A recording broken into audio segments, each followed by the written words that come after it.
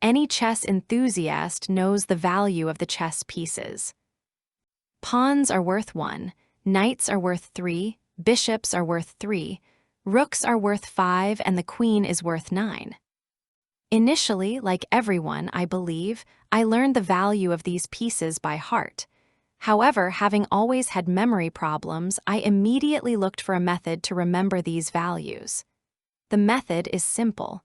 It is a geometric progression, 1, 3, 5, 9, or we can consider the sequence of the first 4 prime numbers. But wait a minute. 1, 3, 5, 9 is not a geometric progression. It isn't even the sequence of the first 4 prime numbers. Otherwise, the sequence of numbers would have to be 1, 3, 5, 7. Reflecting on this aspect, I couldn't help but ask myself, why is the queen worth 9 and not 7? Where do these values come from? So, I went to look for information on the subject on the web. Here is what I discovered. The scale of chess piece values represents the measure of the potential for space control and mobility. 2 chess champions like Matchgili's Yu, known as Max, and Yasser Sarowan explain it to us in detail. Everything starts with controlling the opponent's territory. As is known, the chessboard is made up of 64 squares, but each player controls half of them, so 32 squares. What happens when a piece manages to enter the opponent's half? Let's take the knight, for example. If positioned in the center, it can control 8 squares.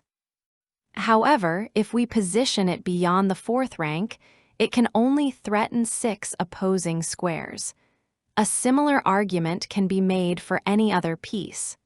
The rook, for example, controls 10 squares. Consequently, we have this situation. Now, if we divide these values by 2, we get. Let's put aside the bishop's value for a moment and focus on the queen's. Why is it worth 9 and not 8? Because the queen has 1 extra power. In the event of a potentially lost game, if the side that is losing possesses the queen, then it is capable of giving perpetual check to the king, bringing the game situation to a draw.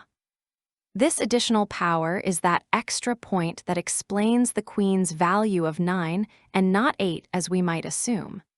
For the sake of completeness, we must also consider the king. The king has an infinite value because it can never be captured, and its loss corresponds to checkmate and determines the end of the game. However, in endgames, the king acts actively and goes on the attack. In chess engine evaluations, therefore, it receives a purely symbolic value equal to 4.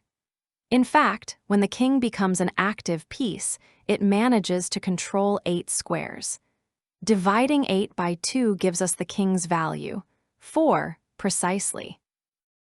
Okay, now let's talk about the bishop. If we calculate square control mathematically, the bishop would be worth 3.5. However, in chess practice, it is commonly valued at 3. The reason? Its structural limitation. It only acts on squares of 1 color, which reduces its effective range compared to a rook. Well, this is the standard explanation of piece values. However, there is something that doesn't add up for me. Now, I am certainly not a chess master, but in my opinion, this evaluation criterion doesn't make much sense. In endgames, pieces move across the entire board, so considering only 32 squares doesn't make much sense. Let's look at this bishop on d4, for example. It's not controlling just 7 squares, it's controlling 13. The black king can never pass through any of those 13 squares. Another example, look at this rook on b7. It controls 13 squares, not 10. To the black king, those 13 squares are an impenetrable wall.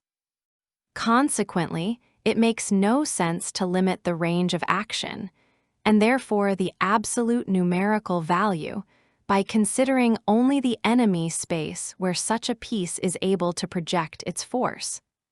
What does make sense, however, is the absolute number of controlled squares. By the way, there is another aspect to consider: control of the center. Why do chess masters teach the concept of controlling the center? Because a piece positioned in the center of the board can control a greater number of squares. Take the knight. Placed in the center, it controls 8 squares, as opposed to just 6 on the edge. In fact, it is not rare in a game for a piece to position itself almost immediately, already in the opening phase, in the opponent's space. Therefore, I believe that to evaluate the strength of a piece, one must always consider its range of action over the entire board, not just the opponent's side. What do you think? Write it in the comments. The criticism I made of the traditional method, namely that counting squares by hand is limited and that looking only at the engine's score is cold, led me to develop ChessCoach X. I didn't want another app that simply tells you made a mistake. I wanted a system that used Stockfish to isolate your specific errors and turn them into exercises. It is not the engine that takes the initiative. It is the app that filters Stockfish's analyses to build, game after game, a path that teaches you to see the board not as a series of points, but as a dynamic of control and mobility. Furthermore, I have included 2 features dedicated to analyzing a position: Studio Position and Free Analysis. I use them often when I encounter a puzzle whose solution doesn't convince me. When I think, why is my solution not correct? Where am I going wrong? In these cases, Studio Position shows me exactly what would happen if I acted differently compared to the true solution of the puzzle. ChessCoach X is just the beginning of this approach. If you want to keep exploring the game beyond old dogmas and learn how to analyze positions as a truly dynamic system, subscribe to the channel and follow the project. There is still much more for us to analyze together.